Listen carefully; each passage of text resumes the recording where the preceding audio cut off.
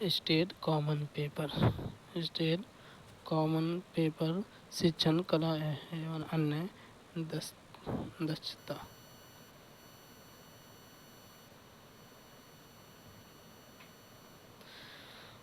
सहयोगात्मक अधिगम में कौन सा उत्तरदायी है?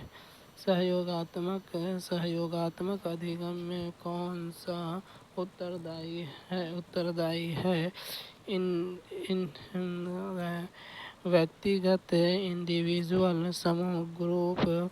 व्यक्तिगत और समूह दोनों, both individual and group, none of this, इनमें से कोई नहीं। सहयोगात्मक अधिगम में कौन सा उत्तरदायी है? व्यक्तिगत और समूह दोनों। व्यक्तिगत और समूह दोनों सहयोगात्मक अधिगम में व्यक्तिगत और समूह दोनों उत्तरदायी होते हैं। व्यक्ति अपने हिस्से के काम के लिए जिम्मेदार होते हैं, जबकि समूह अपने समग्र लक्ष्य को प्राप्त करने के लिए जिम्मेदार होता है, जो यह सुनिश्चित करता है कि सभी सदस्य सक्रिय रूप से भाग लें और सीखने की प्रक्रिया में योगदान दें।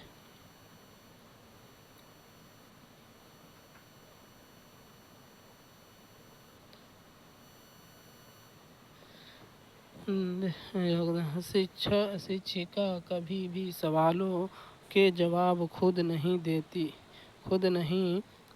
वह अपने छात्रों को उत्तर सुझाने, समूह चर्चा करने और सहयोगात्मक शिक्षा अपनाने के लिए प्रोत्साहित करती है।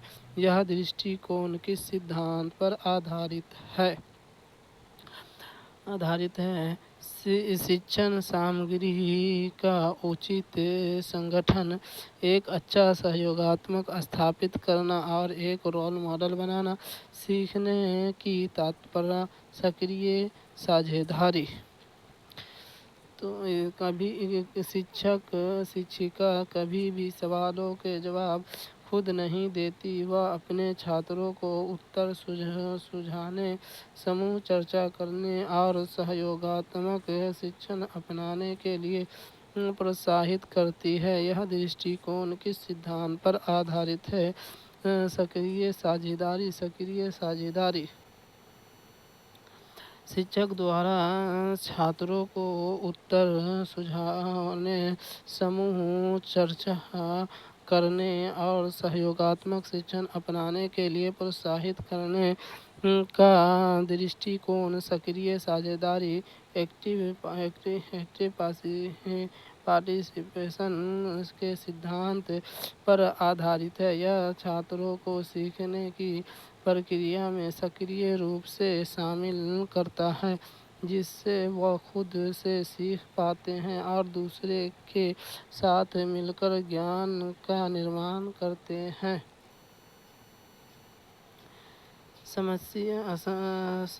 समस्या आधारित शिक्षा की मुख्य अवधारणाएं क्या हैं? समस्या आधारित शिक्षा की मुख्य अवधारणाएं क्या है?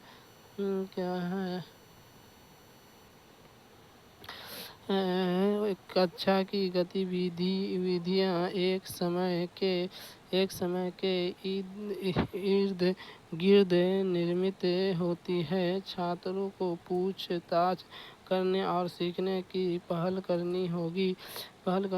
छात्रों को अपनी शिक्षा में एक जिम्मेदारी भूमिका निभाने के लिए सशक्त बनाया जाता है। इनमें से सभी समस्या आधारित शिक्षा में कक्षा में गतिविधियाँ किसी सदस्य के इर्द गिर्द होती है। इसमें छात्र जिज्ञासा दिखाकर सीखने की पहल करते हैं और अपनी शिक्षा में जिम्मेदार भूमिका निभाते हैं।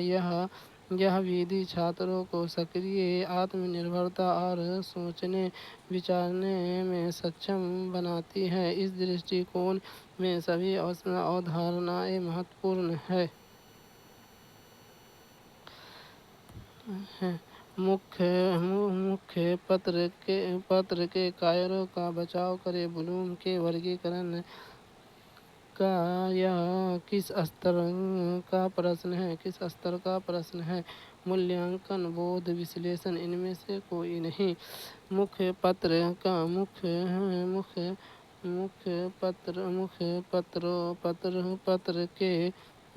पत्र के कार्य का बचाव करो। ब्लूम के वर्गीकरण का क्या है का किस स्तर का प्रश्न है? मूल्यांकन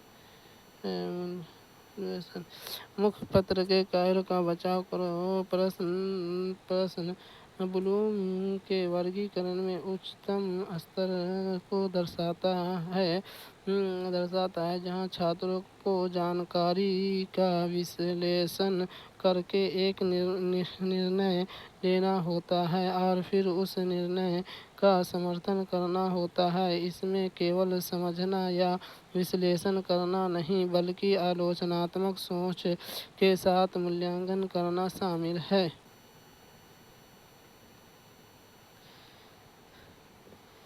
छात्र किसी श्रेणी के उद्देश्य में कुछ विशिष्टताओं के अनुसार प्रयोगशाला डिजाइन कर सकता है। विश्लेषण, संश्लेषण, इवैल्यूएशन, नॉलेज। छात्र किस श्रेणी के उद्देश्य में कुछ विशिष्टताओं के अनुसार प्रयोगशाला डिजाइन कर सकता है। संश्लेषण, सिंथेसिस, संश्लेषण। छात्र विशिष्टताओं के आधार पर प्रयोगशाला का डिजाइन संश्लेषण के तहत कर सकता है। संश्लेषण का अर्थ है विभिन्न भागों के साथ जोड़कर एक नया संपूर्ण बनाना जो कि एक प्रयोगशाला के सफल डिजाइन के लिए आवश्यक है। यह उच्च स्तरीय संज्ञानात्मक कौशल को दर्शाता है। निम्नलिखित में से किसे शिक्षण अधिगम प्रक्रिया का प्रस्ताव नहीं माना जाता? वैचारिक एकीकृत निरंकुश प्रक्रिया। निम्नलिखित में से किसे शिक्षण अधिगम प्रक्रिया का प्रस्ताव नहीं माना जाता है? निरंकुश और ऑटोक्रेटिक निरंकुश। शिक्षण अधिगम प्रक्रिया में निरंकुश तरीके प्रस्तावित नहीं माना जाता है, क्योंकि इसमें शिक्षक का नियंत्रण अत्यधिक होता है और छात्रों की भागीदारी सीमित होती है। आधुनिक शिक्षण में सहयोगात्मक और छात्र केंद्रित दृष्टिकोण को प्राथमिकता दी जाती है।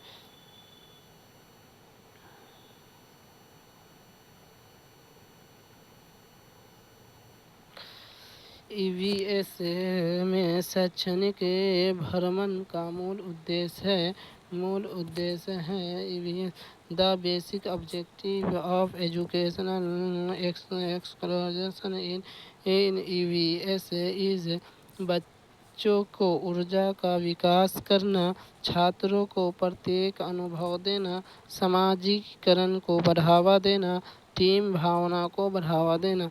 ईवीएस में शैक्षणिक प्रभाव का मूल उद्देश्य है। ईवीएस में शैक्षणिक भ्रमण का मूल उद्देश्य छात्रों को प्रत्यक्ष अनुभव देना, first hand experience to the student, छात्रों को प्रत्यक्ष अनुभव देना। ईवीएस में शैक्षिक भ्रमण का मूल उद्देश्य छात्रों को प्रत्यक्ष अनुभव प्रदान करना है। यह उन्हें कक्षा के बाहर वास्तविक दुनिया से सीखने, अवलोकन करने और व्यावहारिक ज्ञान प्राप्त करने का अवसर देता है। इससे बच्चे की ऊर्जा का विकास होता है, उनमें समाजीकरण बढ़ता है और टीम भावना को बढ़ावा मिलता है।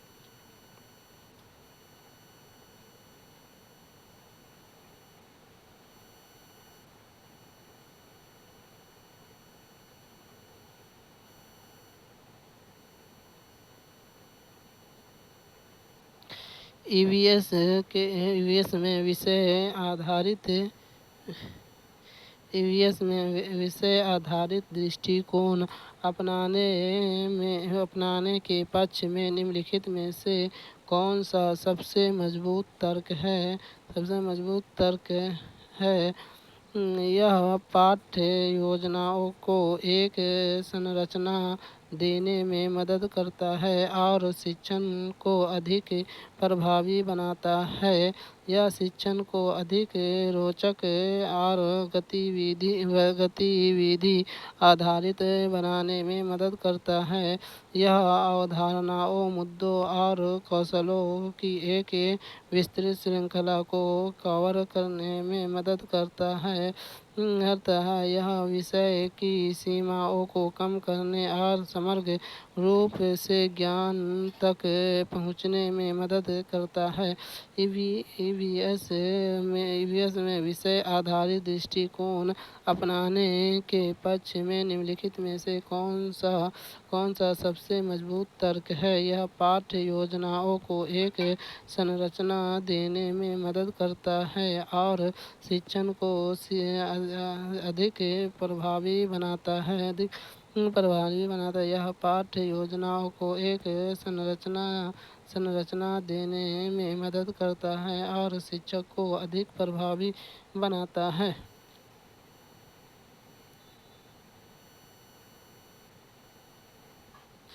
ईवीएस में विषय आधारित दृष्टिकोण अपनाने से पाठ्य योजनाओं को एक संरचना मिलती है जिससे शिक्षक अधिक प्रभावी बनता है। यह शिक्षकों को योजना बनाने में मदद करता है और छात्रों को व्यवस्थित ढंग से विषय समझाने में सहायता करता है। इससे शिक्षण उद्देश्य स्पष्ट और सुसंगत बनते हैं। अमेरिकी दृष्टिकोण पर जोर देता है।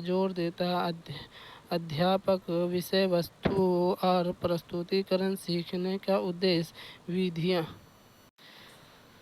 अमेरिकी दृष्टिकोण पर जोर देता है। सीखने के उद्देश्य अमेरिकी दृष्टिकोण शिक्षक में स्पष्ट रूप से निर्धारित सीखने को उद्देश्यों पर जोर देता है। इसका उद्देश्य यह सुनिश्चित करता है कि छात्रों को क्या सीखना है यह पहले से तय हो। इससे शिक्षण प्रक्रिया लक्ष्य आधारित बनती है और छात्रों की प्रगति को मापना आसान हो जाता है।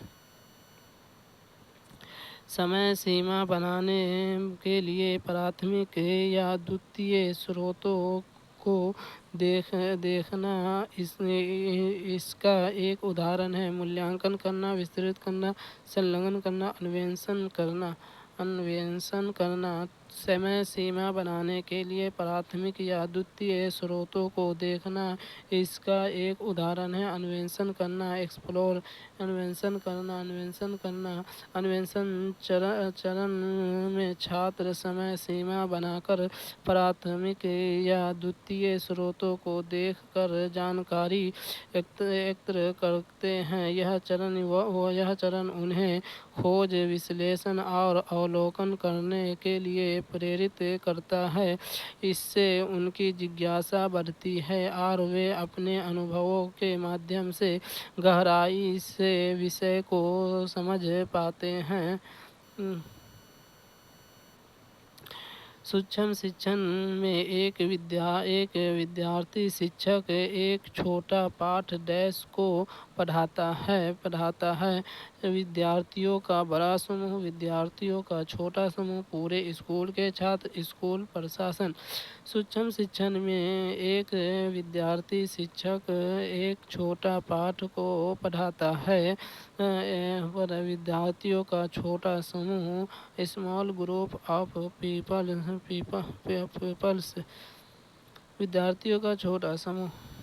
सूक्ष्म शिक्षण माइक्रो टीचिंग में विद्यार्थियों के शिक्षण एक छोटे समूह को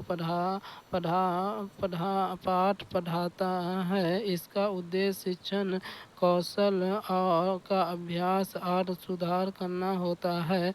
छोटे समूह में पढ़ाने से शिक्षक को अपनी राजनीति पर ध्यान केंद्रित करना, प्रतिक्रिया प्राप्त करने और त्रुटियों को सुधारने का अवसर मिलता है, जिससे शिक्षण अधिक प्रभावी बनता है। सूक्ष्म शिक्षण का उद्देश्य शिक्षकों में शिक्षण कौशल का विकास करना। शिक्षकों में शिक्षण कौशल का विकास करना, विद्यार्थियों की क्षमता का विकास करना, छात्रों को फीडबैक कौशल का विकास करना, इनमें से कोई नहीं। सूक्ष्म शिक्षण का उद्देश्य है शिक्षकों में शिक्षण कौशल का विकास करना।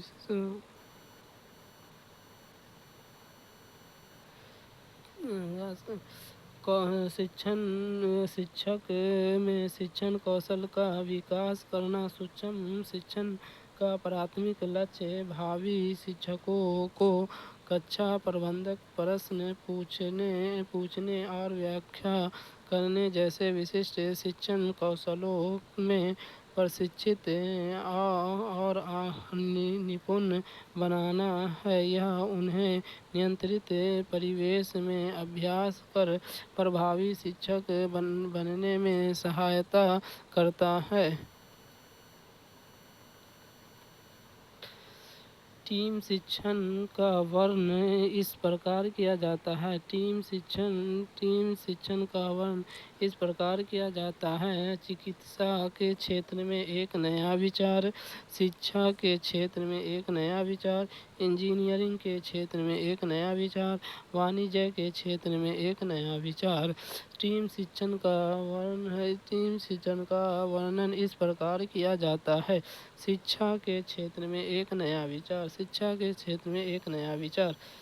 टीम शिक्षण को शिक्षा के क्षेत्र में एक नया विचार के रूप में वर्णित किया गया है। यह एक सहयोगात्मक शिक्षण दृष्टिकोण है, जहां दो या दो से अधिक शिक्षक मिलकर छात्रों को पढ़ाते हैं। इसका उद्देश्य छात्रों को विविध दृष्टिकोणों और विशेषज्ञता का लाभ प्रदान करना है, जिससे सीखने का अनुभव अधिक समृद्ध और प्रभावी बन सके। शिक्षार्थी केंद्रित शिक्षण डैश की ओर ले जाता है। समग्र विकास, बढ़ी हुई गतिविधि, रुचि की कमी, इनमें से कोई नहीं। शिक्षार्थी केंद्रित शिक्षण डैश की ओर ले जाती है। समग्र विकास, होलिस्टिक डेवलपमेंट, शिक्षण समग्र विकास की ओर ले जाती है। शिक्षार्थी केंद्रित शिक्षण छात्रों को समग्र विकास की ओर ले जाता है। यह दृष्टिकोण छात्रों की क्षमता और रुचियाँ और आवश्यकताओं पर केंद्रित होता है, जिससे वह सक्रिय रूप से सीखते हैं और उनका त्वरित विकास करते हैं।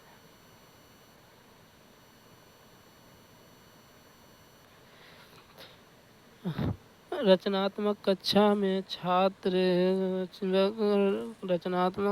में बच्चे को संज्ञानात्मक जुड़ाव को सुगम बनाया जा सकता है। बच्चे की बातों एक शिक्षक की भावना बच्चों के बीच सकारात्मक पारस्परिक संबंध, बाह्य रूप से थोपा गया अनुशासन।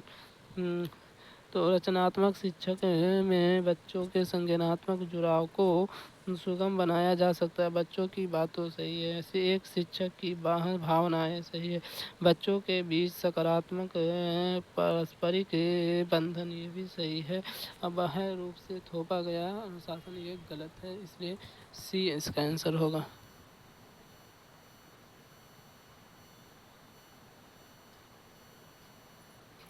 रचनात्मक कक्षा में बच्चे के संज्ञानात्मक जुड़ाव को बच्चे की बातचीत, शिक्षक की भावना और बच्चे की बीच सकारात्मक पारस्परिक संबंधों को बढ़ावा दिया जा सकता है।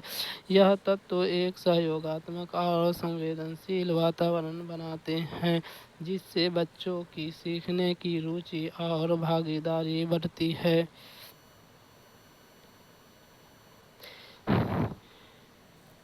टी डी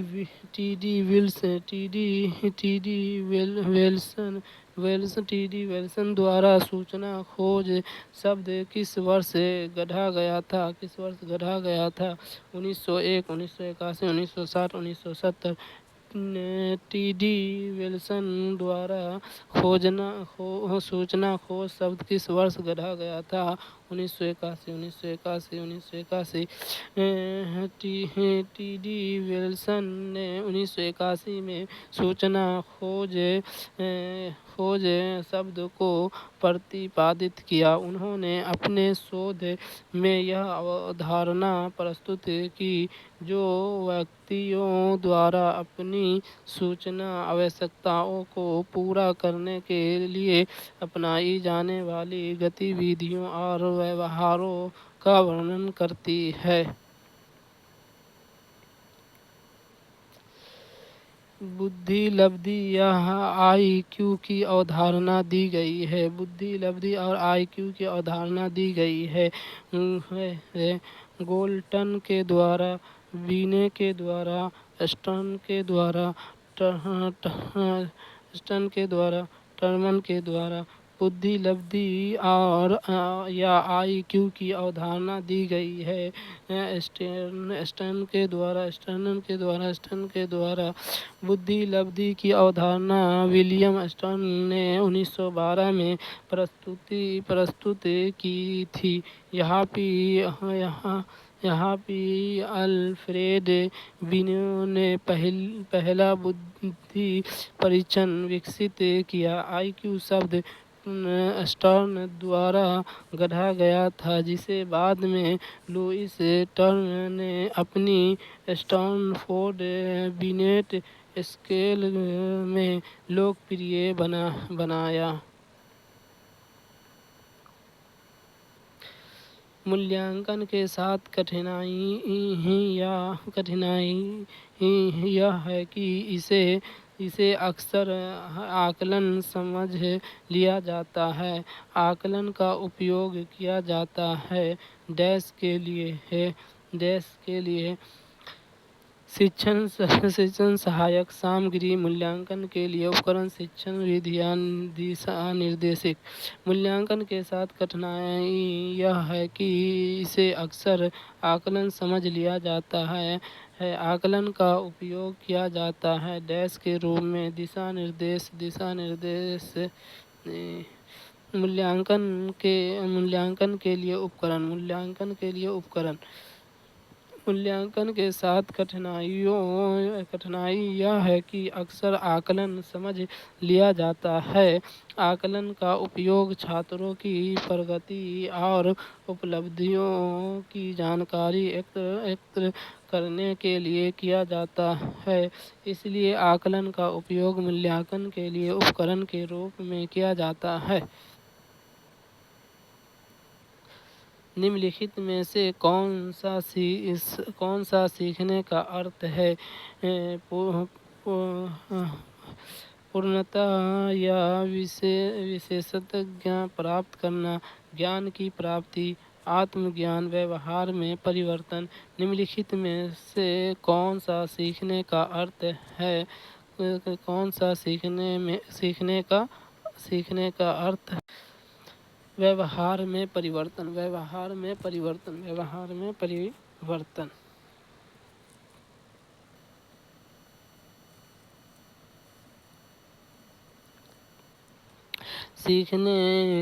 सीखने का अर्थ है व्यवहार में परिवर्तन। यह ज्ञान, अनुभव और अभ्यास को व्यक्ति के आचरण और प्रतिक्रियाओं में स्थायी बदलाव लाता है। सीखने के व्यक्ति का समग्र विकास होता है, जिससे वह नई स्थितियों के अनुकूल ढल पाता है और जीवन में सफल होता है।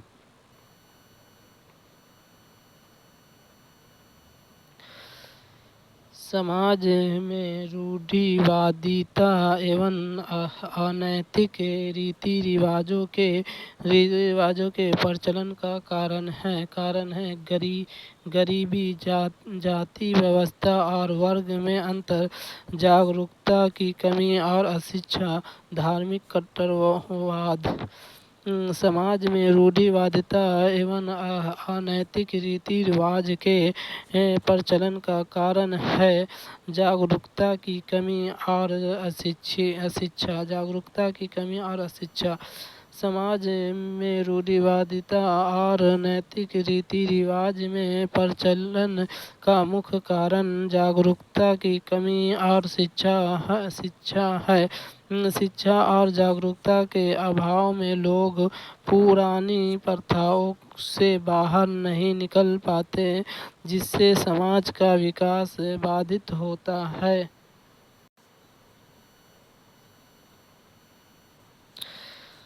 आकलन मात्रात्मक और डैश प्रक्रिया दोनों हैं। आकलन मात्रात्मक और डैश प्रक्रिया दोनों हैं। शक्तिशाली, सही, मात्रात्मक, गुणात्मक। आकलन मात्रात्मक और गुणात्मक प्रक्रिया दोनों है। गुणात्मक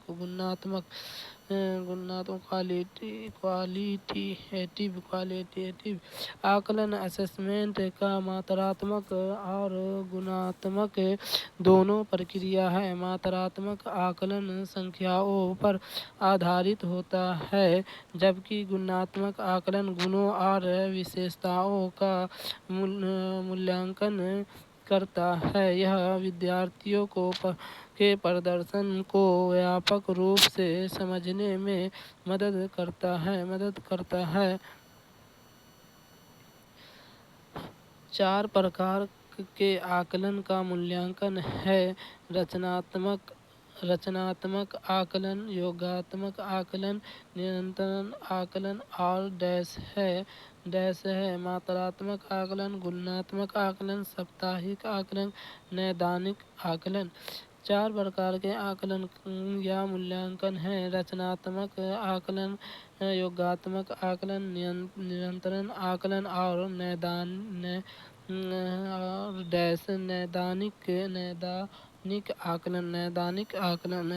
आकलन। 4 प्रकार के आकलन या मूल्यांकन है। रचनात्मक आकलन, योगात्मक आकलन, निरंतर आकलन, नैदानिक आकलन छात्रों की सीखने की कठिनाइयों का पता लगाने में मदद करता है, ताकि उचित उपचारात्मक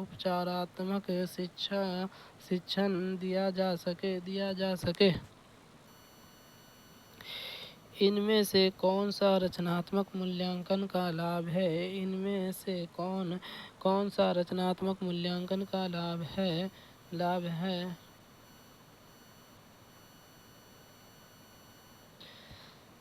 छात्रों को प्रदर्शन का एक व्यापक दृष्टिकोण प्रदान करता है, निर्देशात्मक निर्णयों और हस्तक्षेपों का मार्गदर्शन करता है, छात्रों के बीच तुलना के लिए अनुमति देता है, ज्ञान को दीर्घकालिक प्रतिधारणा को मापता है।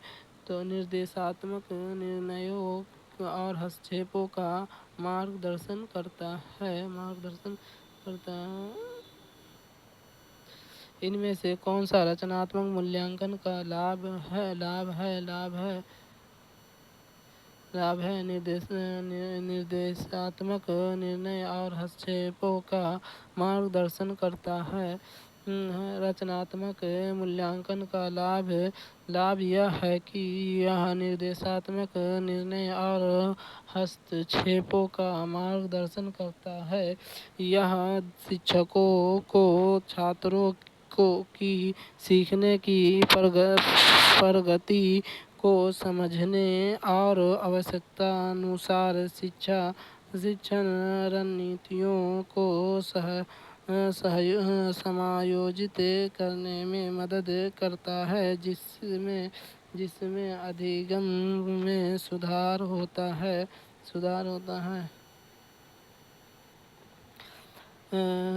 सामग्री की रूपरेखा है।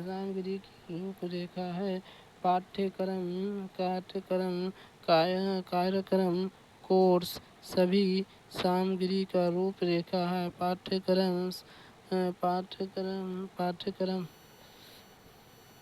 सामग्री की रूपरेखा को पाठ्यक्रम सिलेबस कहा जाता है।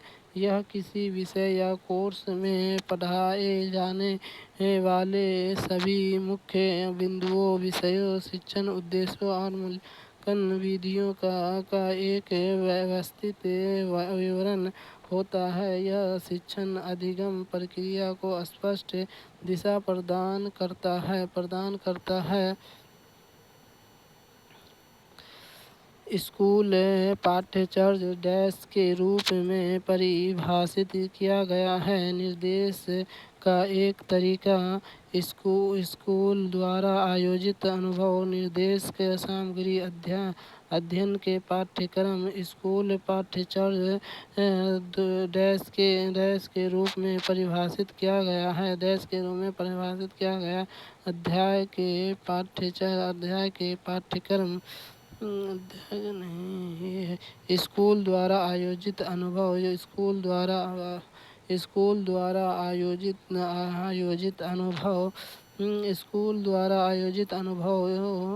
स्कूल पाठ्यक्रम सिर्फ किताबें या पढ़ाई जाने वाली विषय नहीं होते, बल्कि इसमें सभी अनुभव शामिल होते हैं जो एक विद्यालय छात्रों के समग्र विकास के लिए व्यवस्थित करता है। इसमें कक्षा की गतिविधियाँ, पाठ्येतर कार्यक्रम और विद्यालय का वातावरण भी शामिल है।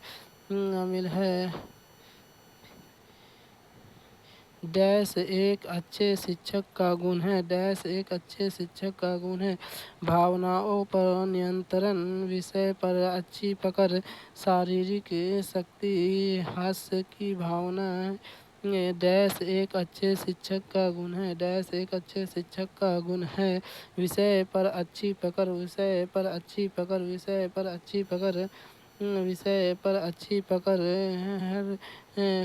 एक अच्छे शिक्षक के लिए अपने पढ़ाए जाने वाले विषय का गहरा और सटीक ज्ञान होना जरूरी है। यह गुण छात्रों को सटीक जानकारी देने, उनकी शंकाओं और समाधान करने और पाठ्य पुस्तक के अलावा भी उन्हें विषय की गहराई तक ले जाने में समझ बनाता है। मातृभाषा में सीखने से एक छात्र को जो जो सिखाया जा रहा है उसकी डैश में मदद मिलती है, डैश में मदद मिलती है, डैश में मदद मिलती है व्याख्या करने में, रचना करने में, पूर्ण रूपदान करने में, आसानी से समझने में।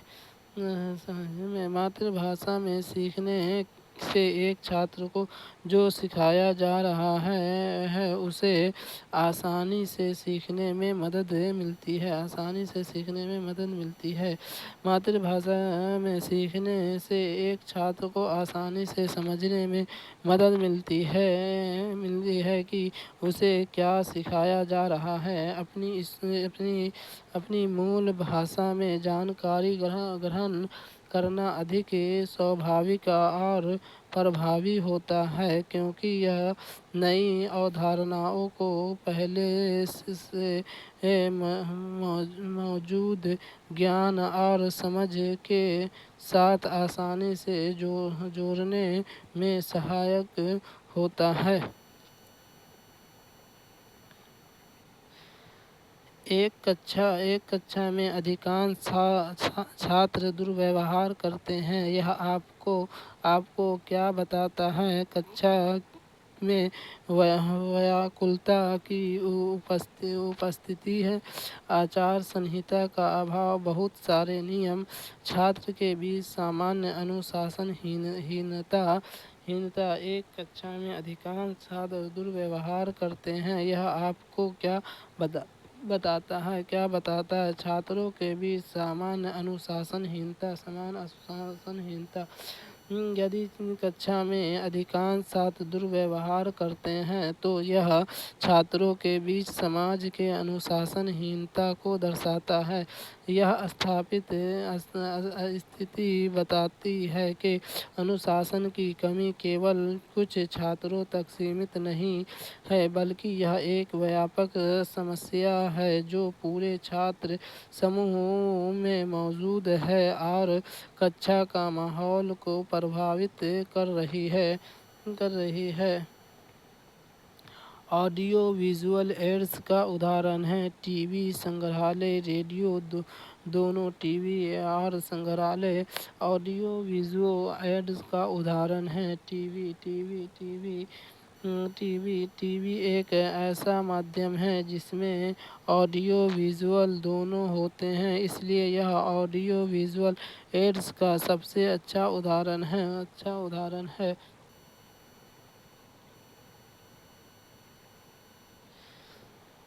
ईवीएस के शिक्षण में ऑडियो विजुअल एड्स का उपयोग करते समय यह ध्यान में रखना चाहिए कि यह विषय विशिष्ट होना चाहिए, यह व्यावहारिक रूप से होना चाहिए, दैनिक जीवन के सिद्धांतों विषय से संबंधित होना चाहिए, दोनों विषय विशिष्ट पर व्यवहारिक हो।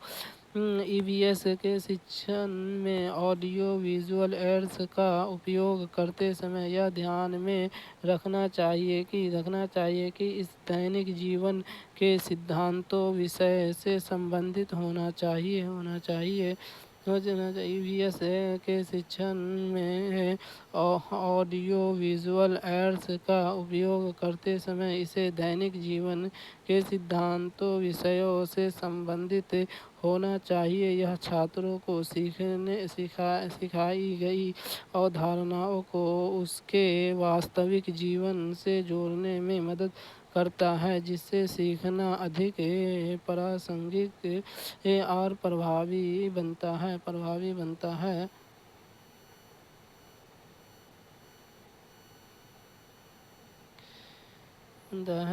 वायसराय की संधि कब हुई थी? वायसराय की संधि कब हुई थी?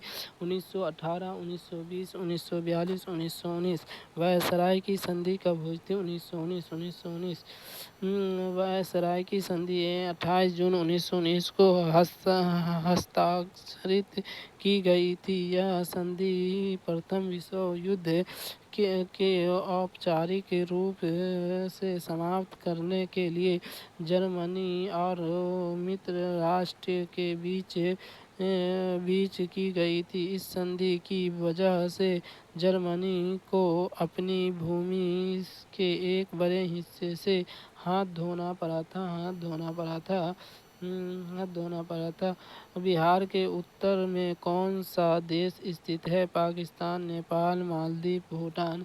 बिहार के उत्तर में कौन सा देश स्थित है? नेपाल।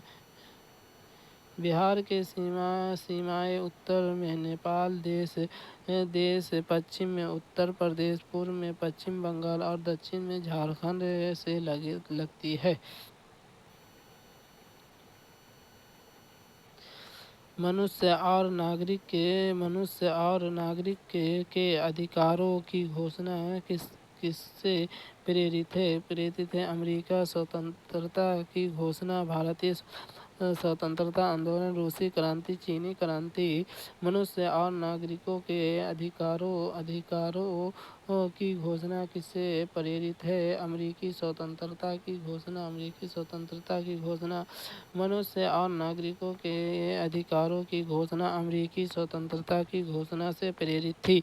अमेरिकी स्वतंत्रता की घोषणा ने यह विचार प्रस्तुत किया कि सभी मनुष्य को स्वतंत्रता, समानता और जीवन का अधिकार होता है। इस विचारों ने फ्रांसीसी क्रांति में योगदान दिया और मनुष्य और नागरिकों के अधिकारों की घोषणा में इन विचारों को शामिल किया गया। इनमें से कौन हिंदुस्तानी क्रांतिकारियों का संगठन था? इनमें से कौन हिंदुस्तानी क्रांतिकारियों का संगठन था? Bolshevik party, Hindustan Republic Association, Communist Party of India, राष्ट्रीय कांग्रेस पार्टी। इनमें से कौन हिंदुस्तानी क्रांतिकारियों का संगठन था? इनमें से कौन हिंदुस्तानी क्रांतिकारी का संगठन था? Hindustan Republic association.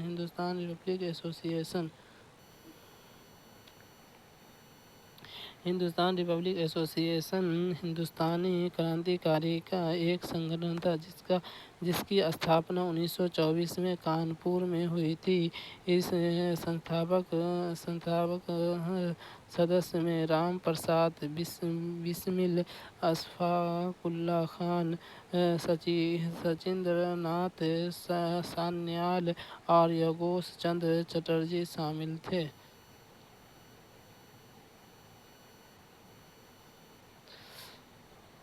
कौन सा केंद्रीय मंत्री Sagarmala evaluation and store policy के मसौदे से जुड़ा है? विद्युत मंत्रालय, बंदरगाह, जहाज रानी और जलमार्ग मंत्रालय, कोयला मंत्रालय, इस्पात मंत्रालय। कौन सा केंद्रीय मंत्रालय Sagarmala innovation and start up policy के मसौदे से जुड़ा है? बंदरगाह, जहाज रानी और जलमार्ग मंत्रालय। केंद्रीय बंदरगाह, जहाज रानी और जलमार्ग मंत्रालय Sagarmala innovation and startup policy के मसौदे से जुड़ा है। यह स्टार्टअप और अन्य संस्थाओं को भारत के समुद्री क्षेत्र के भविष्य को सह-निर्माण करने में मदद करने के लिए है। गुलाब का पौधा है, जड़ी बूटी, लताओं, झाड़ी, पर्वतारोही गुलाब का पौधा है। झाड़ी गुलाब का पौधा एक बारहमासी झाड़ीदार और कंटीला पौधा है जो रोसेसी परिवार से संबंधित है। यह एक लोकप्रिय सजावटी पौधा है जो अपने सुंदर और सुगंधित फूलों के लिए जाना जाता है। वे जानवर जो हमारे घरों में हमारे साथ रहते हैं कहलाते हैं पालतू जानवर। दोनों जंगली जानवर इनमें से कोई नहीं। वह जानवर जो हमारे घरों में हमारे साथ रहते हैं कहलाते हैं पालतू जानवर। पालतू जानवर वे जानवर जो हमारे घरों में हमारे साथ रहते हैं पालतू जानवर कहलाते, जैसे कुत्ता, बिल्ली, खरगोश आदि। निम्नलिखित में से कौन सा घटक हमारे भोजन में प्रमुख पोषक तत्व है? कार्बोहाइड्रेट, लिपिड और प्रोटीन, विटामिन और खनिज सभी हैं। निम्नलिखित में से कौन सा घटक हमारे भोजन में प्रमुख पोषक तत्व है? कार्बोहाइड्रेट, लिपिड और प्रोटीन, विटामिन और खनिज सभी हमारे भोजन में प्रमुख पोषक तत्व हैं। कार्बोहाइड्रेट, प्रोटीन, वसा, विटामिन और खनिज लवण आदि। यह पोषक तत्व शरीर के लिए ऊर्जा प्रदान करते हैं तथा ऊतकों का निर्माण और मरम्मत करते हैं। कांच के जार और बोतलों को अचार से भरने से पहले धूप में अच्छी तरह सुखाया जाता है। ऐसा क्यों? उनका तापमान बढ़ाने के लिए, उससे धूल हटाने के लिए, नमी को पूरी तरह से हटाने के लिए, अचार को स्वादिष्ट बनाने के लिए, तो नमी को पूरी तरह से हटाने के लिए कांच के जार और बोतलों को अचार से भरने से पहले धूप में अच्छी तरह सुखाया जाता है, क्योंकि ऐसा नमी की पूरी तरह से हटाने के लिए किया जाता है। यदि जार में नमी रहेगी तो अचार खराब होने की संभावना बढ़ जाती है। कौन सा खाद्य समूह ग्रेनोला, साबुत गेहूं और ब्रेड और दलिया जैसे उच्च फाइबर खाद्य पदार्थ से बना है? अनाज, मांस और सोम सब्जियां इनमें से कोई नहीं। कौन सा खाद्य समूह ग्रेनोला, साबुत गेहूं की ब्रेड से दलिया जैसे उच्च फाइबर खाद्य पदार्थ बना है? अनाज खाद्य समूह ग्रेनोला, साबुत गेहूं की ब्रेड और दलिया जैसे उच्च फाइबर खाद्य पदार्थ से बना है।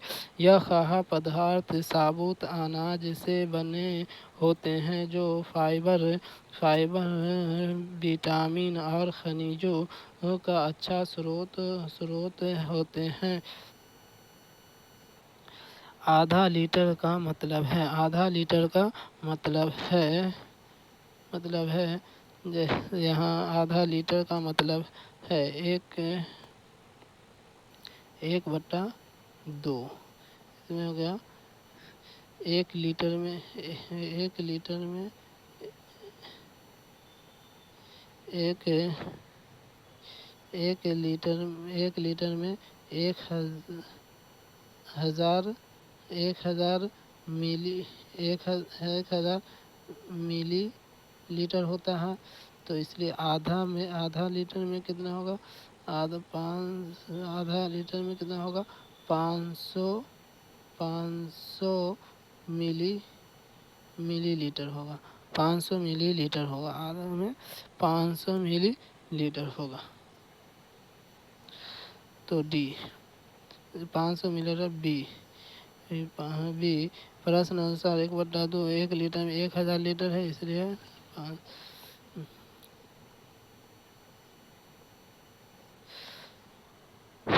है 3001 गुने 8 का मान होगा। 3001 गुने 8 का मान होगा 3001 गुने 8, इसको हम गुना करेंगे तो 8 आएगा, फिर 0 0 0 और 24, यानी जो है 24,008 यहाँ है 2 लाख। बी ए होगा आंसर।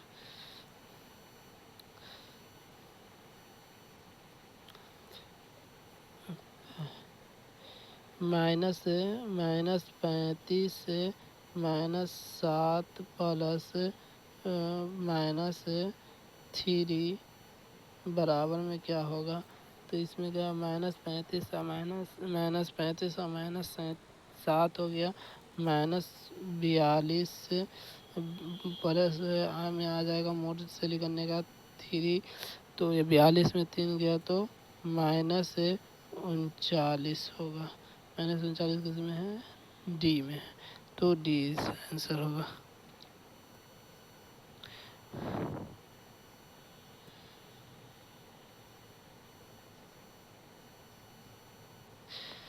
डी इसका आंसर होगा।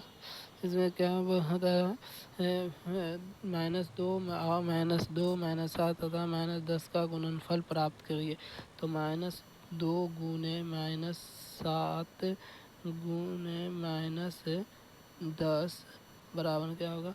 7 दूना गुना करेंगे, 7 दूना 14, 14 गुने -10, यानी माइनस माइनस प्लस हो जाएगा, तो इसलिए 14 गुने -10 बराबर 14 दाएँ के 140, इसके आगे माइनस है तो माइनस होगा, -140, तो सी आंसर होगा इसका, सी।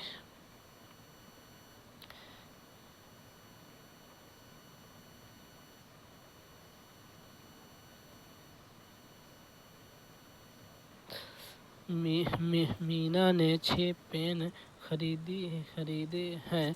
प्रत्येक पेन की कीमत 25 से 30 रुपए के बीच थी।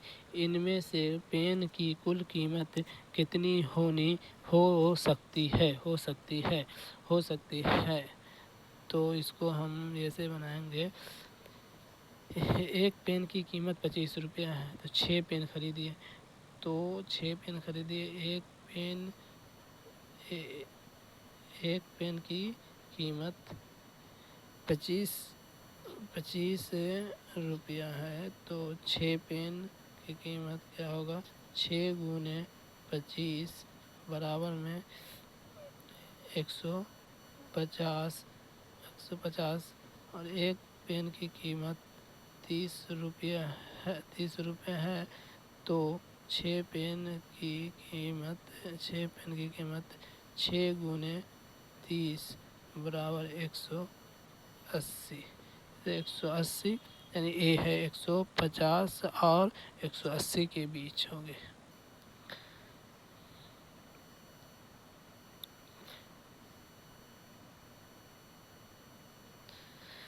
नीचे दिए गए विकल्पों में से विषम तत्वों का ज्ञात कीजिए। तो ज्ञात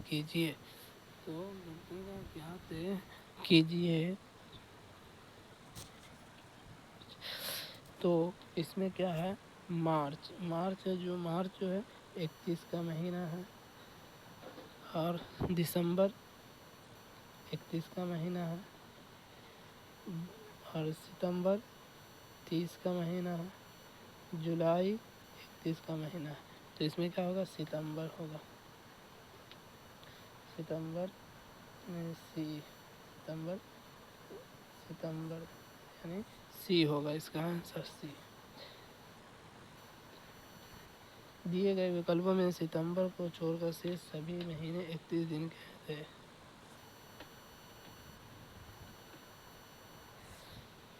दिए गए संख्या श्रृंखला को प्रश्नवाचक चिन्ह के स्थान पर कौन सी संख्या आएगी? तो इसको देखिए, हम कहते हैं 3, 10, 24, 45, तो इसके बीच में कितने आ गैप है? 7। इसके बीच में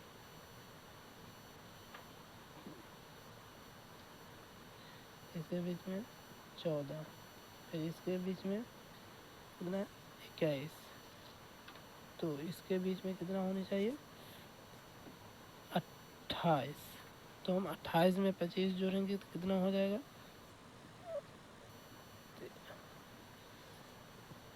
73 आएगा। इसके यहाँ क्या आएगा? 73 आएगा। 73। तो ऑप्शन में 52, 54, 56 है, तो इसमें आंसर है नहीं, तो ये गलत है, इसमें आंसर है ही नहीं। इसका क्या आंसर होगा? 73 आएगा। इसका आंसर क्या होगा? 73 होगा। दिए है संग्रह में कोई नहीं।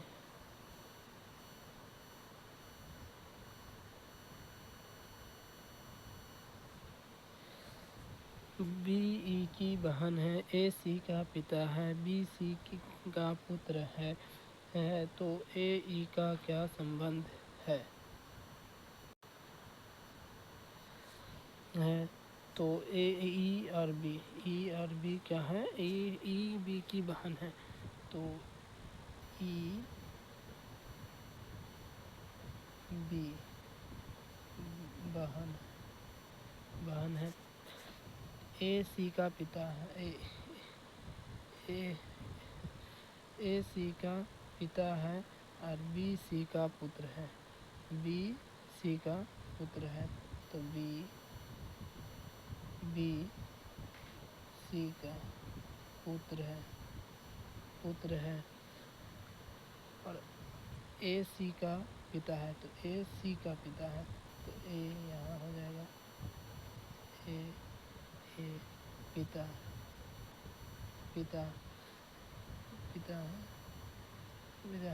ए और ई का संबंध क्या होगा? तो ए और ई का संबंध यहाँ आएगा, तो ए और ई का दादा हो जाएगा।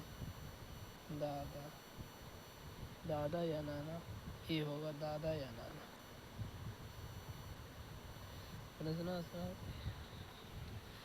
होगा।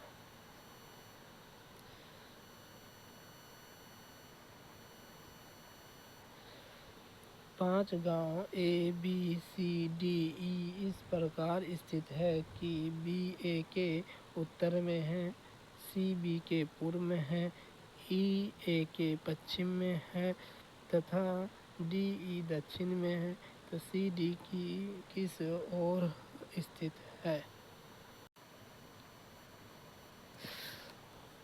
तो इसमें हम पहले दिशा के बारे में दिशा लिख लेंगे। दिशा पूरब, पश्चिम, उत्तर, दक्षिण लिख लिए। अब इसमें क्या हो रहा है? 5 गांव ए बी सी डी ई इस प्रकार स्थित है कि बी ए के उत्तर है, बी ए के उत्तर है, बी ए के उत्तर में है, सी बी के पूर्व में है, सी बी के पूर्व में है, ई ए के पश्चिम में है, ई ए के पश्चिम में है तथा डी ई के दक्षिण में है। सी डी किस ओर है? तो सी डी किस ओर है? तो हम इसमें बी ए के उत्तर में है, बी ए के उत्तर में है, तो बी ए के उत्तर में है। बी अगर यहाँ है, बी यहाँ है,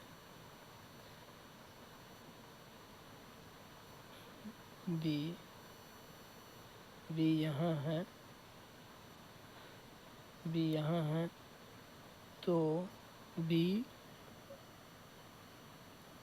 और बी के उत्तर में है, तो उत्तर में है, तो उत्तर पी ये बिंदु पर है, तो इसके उत्तर में मान के चलो, उत्तर में बी है।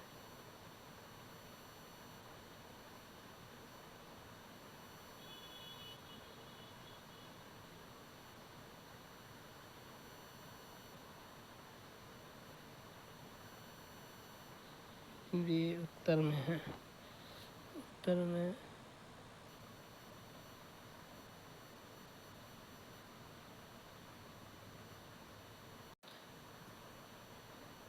ये बिंदु मान लो, बिंदु यहाँ पर बी है, हाँ बी है, इसके बी है, तो ये बी सेंटर में बी है, तो इसके उत्तर में उत्तर में क्या है, ए है, इसके उत्तर में ए है। सी बी के पूर्व में है, सी पूर्व में है, सी बी के पूर्व में है, बी के पूर्व में सी है, बी के पूर्व में सी है, बी के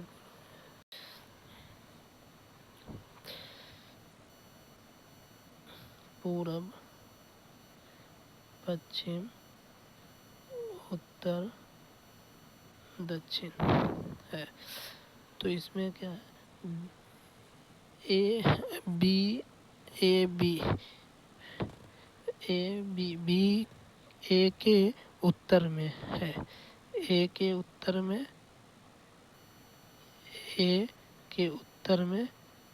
बी है, और उत्तर में है, बी के पूरब में सी है, बी के पूरब में सी है,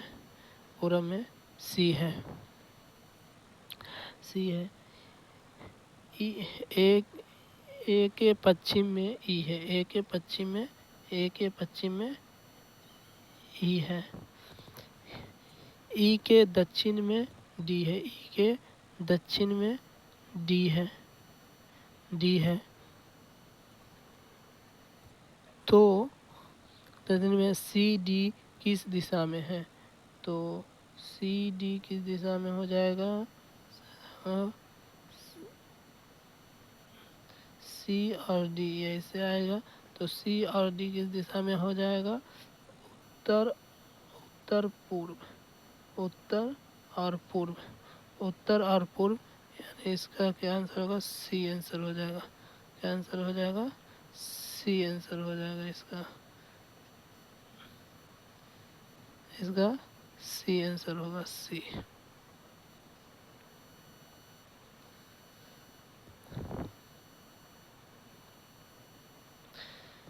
वर्णमाला के विपरीत क्रम में बाएं से 10वें अक्षर के दाएं की ओर से 8वें अक्षर कौन सा होगा।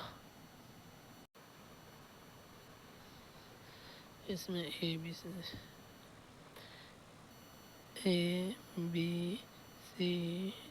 D E F G H I J K L M N O P Q R S T U V W X Y Z है। तो इसमें क्या बोला, बाएं से 10वें अक्षर पर, तो बाएं से 10वें अक्षर पर कौन आएगा, क्यू आएगा,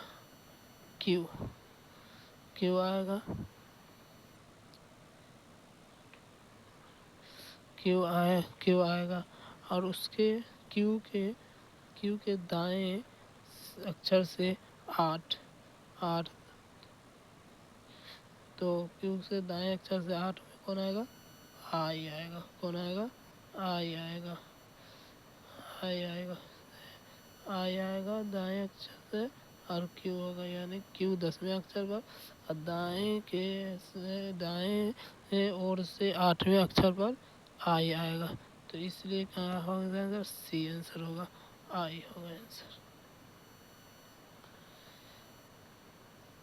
आई आंसर होगा। इसके बाद कल हम लोग अगला सेट पढ़ेंगे।